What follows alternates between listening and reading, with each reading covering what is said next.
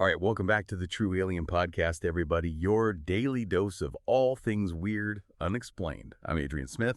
I'll be your host as we delve into a truly wild story today. We're going to be talking about aliens, abductions, UFOs, Bigfoot, you name it, anything strange. We're going to try and figure out what's fact and what's fiction with a bit of fun along the way. And of course, joining me today, as always, is the amazing Julia Jones, our resident paranormal pro expert. Julia, ready to ruffle up some cosmic insights on today's story. Howdy, partner, you bet. Sounds like we're headed for a showdown on the final frontier today. Space cattle and alien rustlers, huh? Guess I better grab my cosmic six-shooter and get ready to wrangle some truth out of this tale.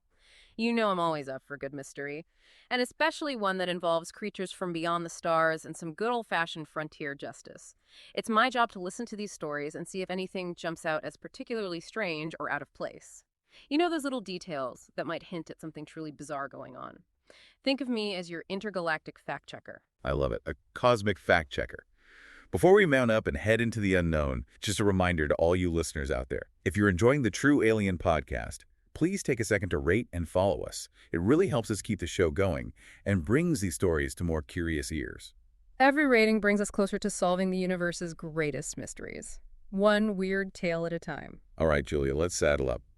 Today's paranormal probe takes us to a distant exoplanet, a place where the Barlow family has carved out a life as space ranchers. Now, these aren't your average cattle they're herding. We're talking about massive, monstrous creatures called star whales. And just like in the Old West, they've got a problem on their hands. Alien rustlers looking to make off with their valuable stock. Space ranchers and alien rustlers, that's a combo I haven't heard before. I'm picturing laser lassos and spaceships instead of horses. Not too far off, actually. The story goes like this. On a dusty exoplanet, the Barlow family of ranchers has to wrangle these monstrous space cattle, outsmart some shifty alien rustlers, and basically survive on this wild, untamed galactic frontier. Star whales, huh? They sound majestic, but I bet they aren't easy to keep in line. They're a handful, to say the least, according to our source.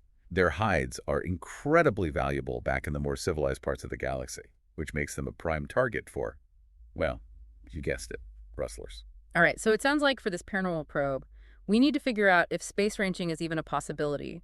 What would motivate these alien rustlers? And how do you even homestead on a planet where the livestock could probably eat your spaceship? Plus, we need to see how the Barlows defend themselves. Let's jump into it. So the story starts with Cyrus Barlow, one of the family members. He's having a particularly bad day. One of his star whales decided to take a bite out of him, and he's understandably frustrated, talking about sending the creature off to some distant nebula to be turned into space sausages. Sounds like a typical day for a rancher, though I imagine space whales are a bit tougher to handle than your average Earth cow. Our source describes them as having terrible manners and teeth like asteroids. So yeah, not your average farm animal. But then Ma Barlow, Cyrus's mother and the voice of experience, rides up on her beetle beast, a six-legged creature named Rusty. She tells Cyrus that understanding these creatures takes a special kind of connection. And maybe the star whale was just reacting to his bad vibes. A six-legged beetle beast. Now that's some serious frontier transportation, and Ma sounds like she knows what she's doing. She's definitely the seasoned rancher type, the kind who can predict the weather by the way her space steed twitches its antenna. But speaking of sensing things, Ma's beetle beast Rusty picks up on something in the distance. It's not the usual dust clouds of this exoplanet, but distinct, fast-moving shapes. Shapes that quickly become spaceships. It's trouble. Alien rustlers. Here come the space villains. I wonder if they've got cool names like the Nebula Ned Gang or the Void Varmints. The story doesn't mention any names, but it does talk about the Barlows' pretty basic technology. They're homesteaders on a remote planet. And their home is described as a ramshackle outpost, more tarp than titanium. That sounds like a real fixer-upper. So how are they going to defend themselves against these high-tech rustlers? It's the question of the hour. The star whales are their livelihood. They provide food, but their hides are the real treasure. That's why the rustlers are here. Cyrus has his blaster, Ma has Rusty, and Rusty has a pretty unique defense mechanism, very smelly acid spit. And their younger sister, Miri, well, Miri's got youthful energy and a slingshot. A slingshot against spaceships. Brave, but is it effective? You never know. Sometimes the simplest tools can be surprising. The rustlers land, probably expecting an easy raid. But what they get is a stampede. Cyrus manages to scare the star whales into a full-on charge, right at the rustlers, yelling and firing his blaster to keep them moving. It's one way to use your livestock to your advantage. While Cyrus is leading the charge, Ma and Rusty are flanking the raiders. Rusty lets loose with those blasts of very smelly acid spit, hurting the rustlers and making the whole area smell pretty awful. Tactical deployment of biological warfare. Not pretty, but effective. And Mary, she's not aiming at the ships with her slingshot. She's launching specially made stink pellets. And here's the real kicker. These pellets are made from processed star whale dung, infused with spices that only the star whales can digest. Stink bombs made from spiced space whale manure. That's next-level ingenuity. Talk about turning trash into treasure. The rustlers are totally overwhelmed by the stench, gagging and losing focus. Their fancy technology is no match for this biological attack. And Cyrus seizes the opportunity. He lassos one of the rustlers with an energy lasso, yanks him right off his hoverbike like a space cowboy. An energy lasso, that's what I'm talking about. It gets better. Cyrus's own star whale, maybe sensing the tide turning, or just being ornery, shoots out a huge blast of water vapor from its blowhole. But in the near vacuum of this planet, the vapor freezes instantly, creating a giant, slippery ice ramp right in the middle of the fight.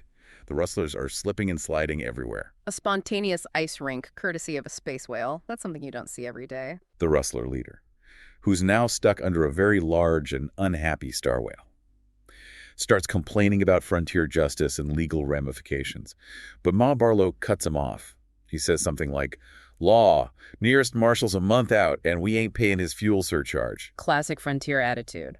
So the rustlers, defeated, stinky and bruised, retreat with some vague threats about coming back. But the Barlows aren't worried. Like the source says, mess with the Barlows and you got the horns and the acid spit and the selectively aimed fertilizer bombs. Sounds like a pretty solid defense strategy to me. But life on the space frontier isn't all chases and stink bombs. The story talks about the Barlows spending the evening fixing up their home, taking care of their star whales. The air filled with the smell of ozone from blaster fire and star whale breath. Funny combination. And Cyrus, who started the day wanting to turn his star whale into sausages, ends up leaning against her later that night, finding her surprisingly warm. He even admits he needs to apologize to her. Ah, that's sweet. And then Miri shows up with the victory burr. It's described as suspiciously purple and extra spicy. Cyrus looks at it cautiously, probably remembering what went into those stink bombs. But they share the drink together. Family, even on a weird, wild planet. You gotta love a good family bonding moment, even if it involves a questionable beverage. The story ends with Cyrus looking up at the stars, thinking about the vastness of space and all the mysteries it holds. But he knows he's right where he belongs, with his family on this crazy frontier. It's a surprisingly heartwarming end to a very bizarre story. So Julia, time for your paranormal probe analysis. What can we learn from this story about the possibilities of life in space? Well, let's start with space ranching. It sounds crazy, but the idea of producing food and resources off-world is becoming more and more relevant, especially if we're serious about space colonization. We can't just keep shipping everything from Earth. It's just not practical. Makes sense. Local sourcing is always better. And interspecies livestock. Maybe not star whales exactly, but it's not impossible. We've been domesticating animals on Earth for a long time. Who knows what kind of creatures we might find out there? So what about the alien rustlers? Are they a real possibility? Unfortunately, wherever there's something valuable, there's someone looking to steal it. And space is a pretty lawless place, especially on the frontier. Man, Barlow definitely made that clear. Those rustlers were probably after rare minerals, biological materials, maybe even the star whales themselves. And the beetle beast and the star whales. Do their strange adaptations have any basis in reality? Absolutely. Life on other planets would have to adapt to different environments, different gravity, atmosphere, radiation. A six-legged creature might be more stable on a high-gravity world, and the star whale's vapor freezing trick could be a defense mechanism, or a way to move around in a thin atmosphere. And those stink bombs. That's where the story gets creative, but it also shows how resourceful people can be, especially when they're faced with a challenge. No one expects a done bomb in frontier justice. Is that what we can expect in space? It raises some interesting questions about law and order in space.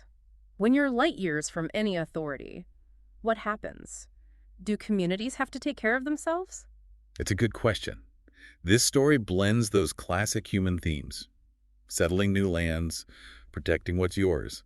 But with the added weirdness of aliens and space whales. The Barlows aren't just surviving, they're thriving, creating their own little world out there. So to wrap things up, here's a thought for our listeners.